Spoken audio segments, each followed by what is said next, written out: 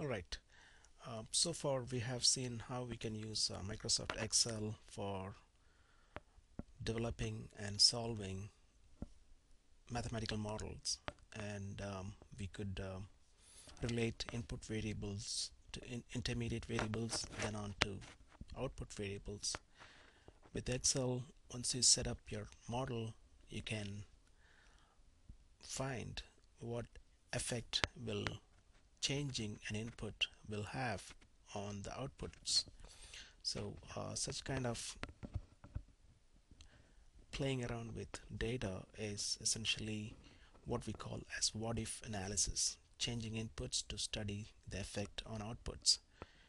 We could also set the output to certain value and try to work backwards to see what inputs will get us that output.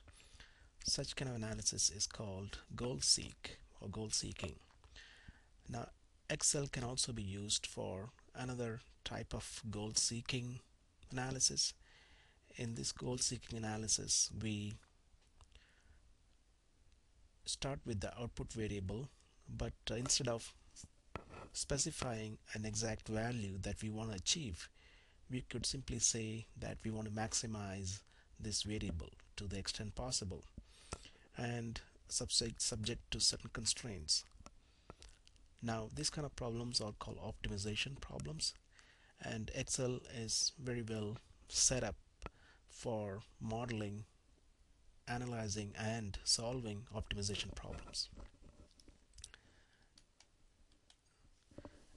Optimization is a technique typically taught in math classes, and it there are various ways of solving optimization problems, and depending on the relationship between the inputs and the outputs, the solution approach will differ. If the relationship is purely, let's say, a linear relationship, we can use what's called a linear programming approach. If the relationship is not a linear, it could use what's called non-linear type programming approach. And or we could simply try and solve optimization using analytical methods such as calculus, differential calculus. In this class or in this session, we will only see how to use Excel to solve linear programming and integer programming type problems. Well, with most models, for most decision models, we want to start with understanding the problem and coming up with a mathematical model that represents the problem, and then implement it in spreadsheet and then analyze it to see how inputs affect outputs and so on. We'll do the same thing with optimization also. Imagine there is a company that makes hot tubs. It's called Blue Ridge Hot Tubs, and they make two types of hot tubs, Model 1 and Model 2. And the models give different rates of profits. Model 1 gets $350 profit per unit sold, whereas Model 2 gets only $300. Now they want to make certain number of Model 1, certain number of Model 2. But to make bathtubs, you're going to need pumps, you need shell and tubing, and also you're going to need people to work on it, labor, to put them all together. So now with this hot tubs problem, to make one of Model 1 type, it's going to need one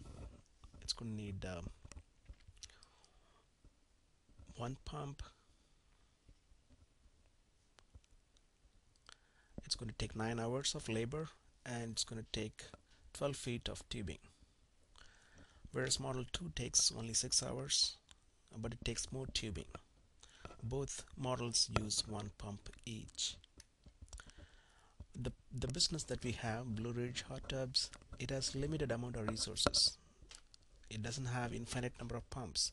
It has only 200 pumps available to them in inventory, and the labor they have is also limited. We have only 1566 hours of labor available, and tubing is also limited. Less than 3000 feet of tubing is available. Now with these constraints they want to maximize profits. Okay, and how will that work? Of course we want to try and find out what the problem is. The problem is that we want to maximize profits, but then the variables that we want to find values to is M1 and M2. M1 is the number of model 1 hot tubs to be made. M2 is the number of model 2 hot tubs to be made, and we are trying to maximize the profits. Okay, because we get $350 from M1 and $350 from M2, the model 2. So the profits is 350 M1 plus 300 M2, and we want to find out what that M1 and M2 values are. Now of course we have some constraints such as that the number of pumps can't be more than 200. So one pump per model 1, one pump per model 2. The total number of pumps needed cannot be more than 200. Has to be less than 200 model equals pumps. Similarly, labor, we could take 9 hours of labor for model 1, 6 hours of labor for model 2, and the total amount of labor that you can use has to be less than or equals the labor available. In tubing, we take 12 feet of tubing for model 1 and 6 feet of tubing for model 2. The total number of tubing available is 2880 feet. So these are the kind of physical constraints that we have to work with. In addition, whatever solution you come up with must make sure that both models, the number of tubs to make has to be 0 or positive. You can't have negative values for M1 or M2. So that's another constraint. In addition, both M1 and M2 must be integers, which means you can't have fraction of hot tubs. It must be exact integers like 1 or 2. It can't be 1.25 or anything like that. Alright, so the problem in mathematical terms can be represented as this: maximize 350 M1 plus 350 M2 subject to these 1, 2, 3, 4, 5, 6 constraints. Now these 6 constraints, of course, if profit is the maximum, it's a motive, how do you go about solving it? Alright, now what we do is we kind of use Excel to set up the relationship between inputs and outputs, then let Excel solve it for us. So in Excel we will set up these following areas: constants, constraints, variables, calculations, and objective functions. Okay, and then we will solve it. For this problem we will create a spreadsheet like this. We will have all constants all shown in one area, and the variables that we want to play with in another area. Just to distinguish one area from another, I use a different color background. Calculations are intermediate variables that are going to be used. Objective function is the total profits. And let's go ahead and do this spreadsheet quickly, and then we will see how to solve this. Alright, now that we have our spreadsheet, let me show you what I have here. We have the constants in sections A2 to C7. These are all simply numbers, and the variables that we want to play with are how many hot tubs make. We want to make model 1, model 2, and so we have, these are the constants, these are the variables to play with. Then we have calculations, which are basically intermediate variables, and we want to make total profits is simply a sum of the product of number of models to make and the profit going to make. So I'm using the sum product function. It's simply specifying two arrays. The first array is the area where the two variables are, and second array is the area where the two profit numbers are, and that tells us that with one, making one model of one of model 1, one of model 2, you get $650 profit. If I make two of model 1 and one of model 2, that's 2 times 350 is 700, plus 1 times 300 is 700, 300. 7 plus 3 is $1,000. Okay, so in other words, I have a formula for total profits. Number of pumps required is, again, the number of pumps is given as 1 for model 1, model 2, and these are the models, number of models we're going to make, number of pieces. And labor required is again given to us as 9 and 6, 9 for model 1, 6 for model 2. And so total labor required, I have a formula for that. Tubing required is, again, we have a formula for that, which is, again, I'm using the sum product, which is 1 times 12 plus 1 times 16 equals 28. Again, if you notice, I'm using B2 to C2, B12 to C12, that's my variables, and B7 to C7, that's my constant. And overall profit is given by B15, which is the total, just simply reflecting what's in B15. Now I also have constraints set up. Constraints are uh, set up as pumps available, labor available, and tubing available. These numbers are already given to us. Now we're going to try and build a relationship between these two. I mean, we want to try and manipulate model these two numbers so that this number is maximized. Okay, if I do something like this, if I do 200 here and 0 here, that will be, maybe that's the maximum number of model 1 I can make, because model 1 gets me $350. If I make all model 1 type bathtubs, I'm going to get $70,000 profit. But the number of labor required is going to overshoot, because available labor is only 1566, but whereas I'm going to need 1800 hours of labor. And so obviously this 200 0 is not going to be a viable solution. Maybe 150 and 50 may be a different solution, and again I can try and see how best it can work out. And again, the labor required kind of has gone up over the limit. 1566 is available, whereas if I do 150 and 50, you go over the available labor. So in other words, there are various possibilities. If you do 100, that will be a different number, and we don't know whether that is the optimal solution or not. Okay, so that's where Excel comes in. Excel is pretty good in figuring out a value for these two numbers, so that the final result will be the highest possible. Okay, and so that's where solver comes in. Now to use solver, we go to the data tab in Excel, and then under, you should see something called analysis tools. Now if you don't see analysis tools in your Excel implementation, it may not have been activated. So what you would want to do is you would want to go into Excel menu, uh, Excel menu. Okay, here it is, file, and go to options. Under options, go to add-ins, and add-ins, you would see active add-ins on top and inactive add-ins at the bottom. And right now analysis tool pack is already an active add-in. In your case, if you didn't see the solver, you'll probably see it here. You would then pick that from here and click go. That will then take you to a dialog box where you can then uh, check the solver add-in dialog box and click OK, and that will make it available. Alright, so you want to make sure solver is available. And next thing is we want to try and model this.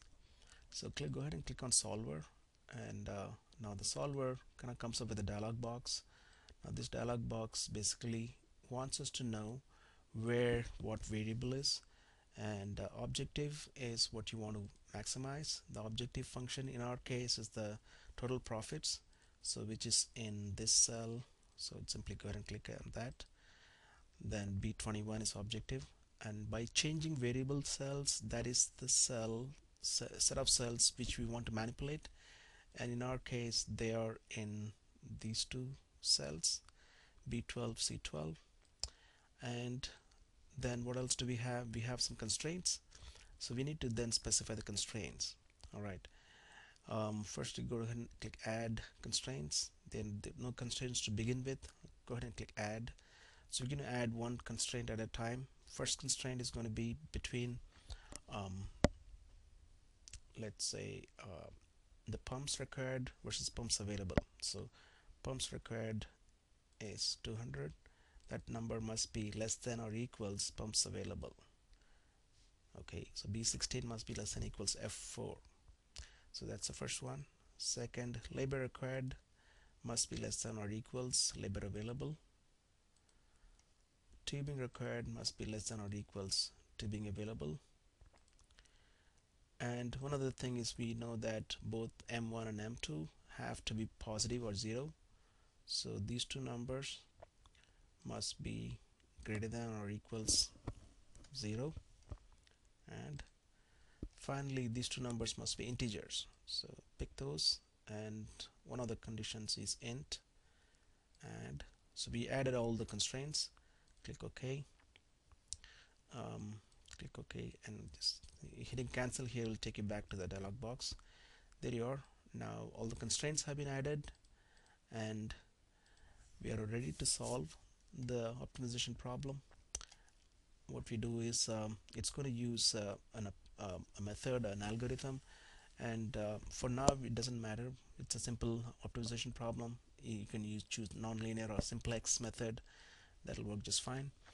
And we'll pick then go ahead and click solve, and what it says is solver found a solution, and the solution constraints are optimally and satisfied. And so once you found a solution, we can say keep the solution. And you can also see the reports. So let's pick up one of the reports, answer reports, and return to solver parameters. Click OK, and there you go. So the best profit you can make is if you make 122 of model 1 and 78 of model 2. And since I also want to see the report, you get to see the report here. There you are.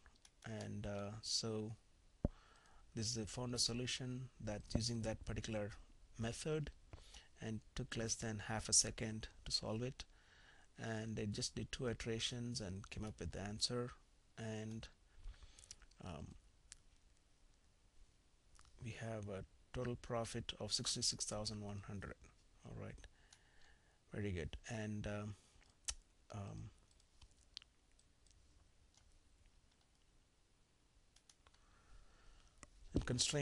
in terms of constraints, we have number of pumps required. We used up all the pumps, so that is binding. And labor, we have 1566 available, and did we use all 1566? We did, so that is also binding. Tubing required, we use 2712, whereas we have 2880 available. Okay, so we didn't max out the tubing, but we maxed out the pumps and labor. Anyways, this is how one can model and solve optimization problems in Excel. Alright, so the rest of the presentation kind of goes over how it's done. And since the problem here was between allocating resources between two different options, two different variables, these two variables can be represented on a two-dimensional graph like this. And if you have 200 pumps and you want to distribute between model 1 and model 2, you could do 200 for model 2 and 0 for model 1, or you could have 200 for model 1 and 0 for model 2, and or any number in between. So the any number in between, you will have used 200 pumps. And add to this line, if you add a line for labor, we have a line that's a different slope. And then we add another line for tubing, which is again a third line, which is a different slope. Now all these three lines don't always merge at the same point. If they all merge at the same point, then you would mean you get the best possible values. But as you could tell, the lines are not exactly meeting at one particular point. But among these among the a points where they meet, we could find which is the best um, option. All right. Okay. So this kind of optimization technique is easily implementable in Excel, and it can be useful in many different situations, such as product mix and or doing job assignment to machines, or logistics and routing problems, or even financial planning when you have a portfolio management problem where you have fixed amount of investment dollars and you want to allocate it between different kinds of options such as stocks, bonds, etc. Then that can be an optimization, resource allocation problem. All right, so that's the end of this presentation. Hopefully it was useful to you, and if you have any questions, feel free to contact me. Thanks.